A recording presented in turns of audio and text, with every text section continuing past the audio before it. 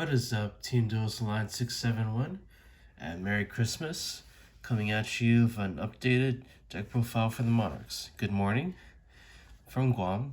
You hear the roosters, so you know what time it is. So, hope you guys are having wonderful holidays. I'm feeling under the weather, so I might be a little bit slow, but I'll be happy to update you guys for the latest Monarch deck profile. And it's the pure variant this time, so you guys will be happy knowing that I put some anti-meta stuff in here. No side deck for today, because we're just going to focus mainly on the main deck. I introduced this to a new duelist that I introduced the game to, and he likes the deck very much. So by this inspiration, let's go ahead and show you guys the latest deck profile and maybe some combos later on. So as always, don't forget to like, comment, subscribe, hit that bell, become a notification squad. Without further ado, guys, let's get straight on into this, and not to delay you any longer. So 3 copies, as always, of Erebus the Underworld Monarch. Pretty much the signature piece of the deck, really, alongside Ether. So his ability, as all monarchs like him, including the Mega Monarchs, it could tribute summon him by tributing one tribute summon monster already. Very wordy, but basically, let's say for example you tribute summon Skull, you could tribute that summon Skull to summon him instead of tributing 2 monsters. That's how that ability works. That summoning condition works, basically. Sorry if the roosters are a little bit loud, guys. Let me know if that's bothering you. And his ability, when he is tribute summoned, you send 2 spells and traps that have Monarch in its name, and then you get to spin a card from the opponent's hand, field, or graveyard. And that is a very powerful effect. So, yeah. People forget that you can also spin cards in the graveyard. It doesn't come up, but especially with this kind of meta, it does come up, and most especially it doesn't target. And also his third ability, you could return pretty much any monster of Monarch stats, whether it be 24, 2800 attack, and 1000 defense, to your hand by discarding yeah, that's correct. By discarding 1 spell trap that has Monarch in its name. Even could target himself, which is gnarly. So 3 copies of Erebus the Monarch, sitting in his throne like a boss, and in the other throne we have Ether the Heavenly Monarch, the first Monarch ever to hit the ban list for this reason. She has the same alternate summoning condition by tributing 1 tribute summon monster, like I explained earlier. She also has an ability once she's tribute summoned like Erebus, only you get to send 2 spells and traps that have Monarch in its name, and then special summon a monster from your deck that has Monarch stats, whether it be 2400, 2800 attack, and 1000 defense. Then she has this ability, which makes her really radical. You could banish 1 spell or trap in your graveyard during the opponent's main phase. You could tribute summon this card immediately. So pretty much she is a hand trap for Monarchs, and an insane one too. And then you can special summon Monarch like Kura as a light Monarch to do even more disruption, or just another Monarch from your deck. Also the one that she special summons during the end phase, it goes back to your hand. So even if you don't need it, it goes back to your hand, so you can tribute summon all over again. It's pretty awesome. And speaking of which, the 1 Kura's very simple effect. When no more special summon in any way, destroy up to 2 cards in the field, and for each card destroyed, you could draw 1 card. A very useful effect. You could give yourself advantage. You could shoot 1 card the opponent controls and 1 card you control. That way you draw evenly and you disrupt their play. Very good card. That's it for the Monarchs, actually, believe it or not. And then for the generic tribute summon monsters, we run Vanity's Fiend. Plain and simple effect. Neither player can special summon monsters, and he can't special summon him. Very solid effect, especially against this meta with so many decks running around. That special summon.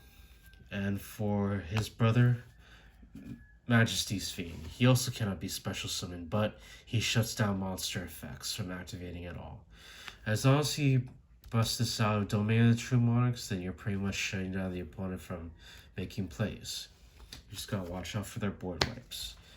But according to my brother, you don't have to worry about that too much. For the last of the tribute monsters, this one's kind of complex. I don't know if I can pronounce his name. Let's give it a try. Anchamorphrid. So we might as well just call him Anchamorphrid of the Monarchs because he's pretty much bred to be a Monarch support card. So his pendulum effect says if you have no control cards in your extra deck, Monarchs no extra deck, you could destroy this card, then draw a card. And then his monster effect is where it counts. Must be special summoned. Cannot be normal summon or set. That's very important to remember. Must be special summoned from your face up from your extra deck by having no cards in your extra deck except himself. He can only special summon this card once returned this way. And if he leaves the field in any way, you banish him, which is perfectly fine. So he doesn't end up back in the extra deck because you want the extra deck empty as much as possible. Then for the Squires, we run 2 copies of Adia. Her effect is pretty complex, but she pretty much has 2 effects. First effect, you could if this card is no more special summon, you can special summon 1 monster of 800 attack and 1000 defense directly from your deck in defense mode. So pretty much Squire stats, if you will. 800 attack, 1000 defense. And if she is sent to the graveyard in any way, you target one of your spells and traps that mention Monarch in its name and add it to your hand. I should just say Monarch Spawn Trap because mentioning it is kind of different. Very good effect and very ideal.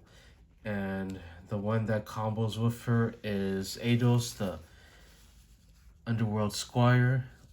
Pretty much, if he's no more special summon during the main phase, you could additionally normal summon or set on top of your regular normal summon as long as it's for a tribute monster. So pretty much gives your Monarchs a double summon, which is very important, especially that if you normal summon her, then use her to bring this out, you could just use your other normal summon with this effect to go into your tribute summon monster, which you already have 2 monsters on board, so that's more than enough for Erebus. The highest tributing you have to do in here is 1 or 2, so that's fairly easy. Also, your domain decreases the monster's level if you must. Also, if this is in the graveyard, you can banish it, target 1 monster of Squire stats, and then special summon it. Very useful effect. So 2 copies of each of these 2. And then for the third one, Mithra, the Thunder Vassal. This one, if she's tributed in any way, you could additionally tribute summon on top of the one you did already. That's an activated effect. But the main effect you want to go for is if this card is in your hand, you can special summon it. Then you special summon a Vassal token to your opponent's side of the field. And that has Squire stats. 800 attack, 1000 defense, level 1. Pretty good effect actually if you just want to plus this out on the first turn and then you use your Monarch Stormforth and the token. No foul on that one. That is it for the monsters. For the spells, 3 copies of Pantheism of the Monarchs, by far the best draw card you can ever have in this deck. By sending 1 Monarch Spawn Trap to the graveyard, hand to the graveyard, you draw 2 cards. Then you can banish this card from your graveyard, or in a separate chain you can banish this card from your graveyard. Reveal 3 Monarch spells and traps from your deck. Your opponent chooses 1 of them to add to your hand, so you could just do the troll move everybody knows and loves and hates. Just kidding. And you could just reveal 3 copies of the same card, so it doesn't matter. But you have to let the opponent choose though. even though it's the same card. You can't just say it's the same card. The opponent has to choose. You have to do what the card effect says. 3 copies of Domain of the Monarchs. This is the main lock of the deck alongside the Vanities and Majesties. Pretty much if you control no cards in your extra deck and you only control a tribute summon and you control a tribute summon monster, neither player can summon monsters from the extra deck. However, if the opponent controls a tribute summon monster, then this effect is shut down basically. But with how many disruptions this deck has, you are bound to lock them out of the extra deck and they won't have a chance to even tribute summon a monster. Also, when your Monarch attacks, it pretty much is a Skyscraper effect. Or any of your tribute summon monsters attack has a Skyscraper effect. Gives it 800 attack on while it's attacking basically, during damage calculation only. Also, you could target one monster with 2800 attack, 2400 attack, and 1000 defense from your hand. Or actually, it's just 2800 attack and 1000 defense. So yeah, still Monarch stats, but just only 2800 attack. You could decrease this level by 2. So if you have Erebus in your hand, you could decrease his level to 6, and then he only requires 1 tribute for his summon, which is pretty good. So 3 copies of Domain of the True Monarchs. Then for the extra cheese, 3 copies of the Monarch Stormforth. This card makes it where you have the privilege to tribute one of you, to use your opponent's monsters as tribute. Pretty much. Excuse me, I have a cold. So pretty much you could combo this with Majesty's Fiend, tribute one of their monsters, and you have a free summon. You could combo it with Erebus if you already have a monster on your side of the field, or you could just decrease his level with Domain, like I said, and you have a free summon basically. And you could combo this with Mithra the Thunder Vassal, so you have extra tribute fodder on the first turn. Monarch Stormforth, and the best part is that it doesn't target, so you pretty much turn your I'm so sorry with that noise.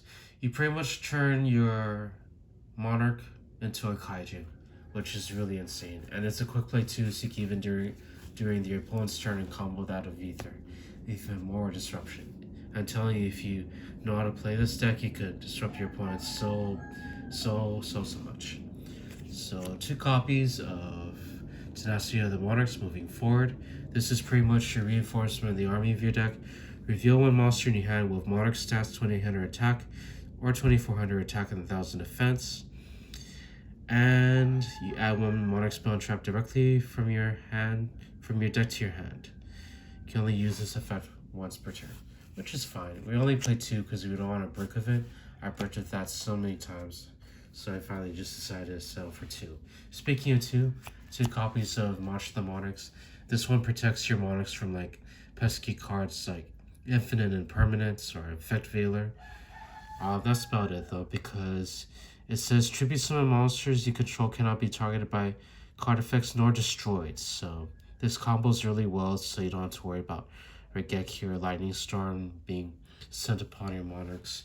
And even if they do use the Lightning Storm to destroy this, you still have your Majesties or Vanities on board, so they pretty much have to use yet another board wipe to try to get rid of your Monarchs. But I would say I wish them good luck with that, with how many things you could chain on top of that. So 2 copies of March of the Monarchs. The Return of the Monarchs. This is pretty much Black Whirlwind for the Monarchs, if you will. If you tribute summon at any time, basically, you can add 1 monster of Monarch stats basically from your deck to your hand. You can only use this effect once per turn. Yep, and it's pretty much it is what it is, and it's a continuous spell, so you can keep it on the field. Now for the generic spells, we run Change of Heart to showcase this card coming back from the ban list. His effect says target 1 card Your opponent target one monster your opponent controls and seize control of it until the end of the turn. Simple effect. Back when Yu-Gi-Oh was that simple back then. Just kidding. Now it's very complex, if I may say so myself. One copy of Celestial Observatory. I followed up with one of the suggestions in the comments, guys. Thank you very much. So this one says, place one level 6 monster from your hand or face up on the field to the bottom of the deck, and if you do, draw 2 cards. You can only use this effect once per turn. You only play once, so that's perfectly fine. At least I play one, because, you know, you just want to draw it as a trump card. Speaking of trump card, Reinforcement of the Army for the 1 idea. It's worth the search, trust me. Oh, you add 1 4 lower warrior from your deck to your hand. That's it. One copy of 1 for 1. You send 1 monster from your hand to the graveyard. Special summon 1 level 1 monster from your hand or deck. Yeah, 1 for 1. I'm just kidding. 1 copy of this. Very good. And this card's so good that it was limited to 1 since it first came out. At the moment it came out. Okay, I'll stop. 1 copy of Foolish Burials. Send 1 monster from your deck to the graveyard. That's it. So for your Erebus, for your Adia, you name it. 1 copy of Escalation of the Monarchs. So once per turn during the opponent's main phase or battle phase, you can immediately tribute summon 1 monster. So this pretty much turns all of your monarchs in your hand into either the Heavenly Monarch, meaning you could tribute summon during the opponent's turn and not give your opponent a chance to activate anything. So it's insane. True, they could lightning storm or evenly match, but I would say good luck with that to the opponent, because he easily just chain this during their main phase and spin a card on their hand. You could potentially use Erebus to spin their lightning storm and everything. And if not, then you have Monarchs to protect them, so they're forced to destroy their spells and traps, and you still have your lockout. Even if they evenly match you, you could just leave your Vanity's Fiend or Majesty's Fiend there, and they're still like locked. So escalation for the shenanigans. Monarchs Erupt, you definitely want to play this one. So the requirements is if you control no cards in your extra deck and you control a tribute summon monster, negate, you can activate this effect, negate all face-up monsters on the field except tribute summon monsters. So it's a walking skill trade except for your monarchs. Excuse me, sorry. And the best part is, even if your monarch leaves the field, it still stays there basically. So at least until your end phase. So it stays there for as long as it could. It only destroys itself if you control no tribute summon monsters at the end of your end phase. But more than likely you are, and if not, then it's at your end phase, not the opponent's end phase. So very good effect. And last but not least, 2 copies of the Prime Monarch. So this one says you could target 2 Monarch spells and traps in your graveyard, shuffle them to your deck, and then draw 1 card. It's pretty much Jar of Avarice for Monarchs. But the effect that we normally go for is when it's in the graveyard, you see. You could banish 1 Monarch spell and trap in your graveyard, special summon this card in defense mode as a normal monster, level 5, 1000 defense, 2400 attack. It's not treated as a trap card.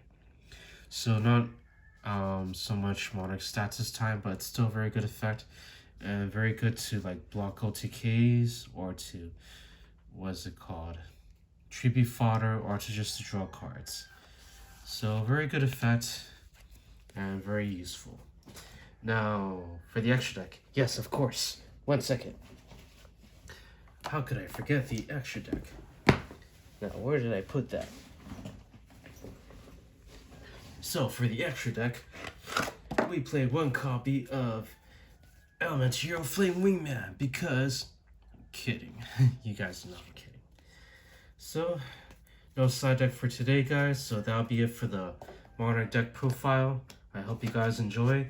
Sorry if it's a bit short, but this is mainly to showcase the main deck for the Monarchs, because I did show this to a new duelist that I'm currently teaching, and he very much likes the deck. It's great for beginners, and I highly recommend it for anyone that is getting back into the game. They get to play again in familiar grounds, like in old school Yu-Gi-Oh, where you just tribute summon monsters and activate radical spells and traps. And this deck forces the opponent to play old school whether they like it or not. A very trolly deck. And yeah. So as always, guys, Merry Christmas. This is the closest I could make it. This is the closest I could have this be a Christmas deck with the different color schemes. And this deck's more like a Grinch deck though, because it takes away rather than gives. So yeah, call it a Grinch deck if you will. But just like the Grinch, Christmas still came, because it means something more. Just kidding. Anyways, as always, guys, happy holidays, happy New Year, and Merry Christmas. And as always, please don't forget to like, comment, subscribe, hit that bell, become part of the notification squad. And I'll see you guys in the next video. See you around, guys.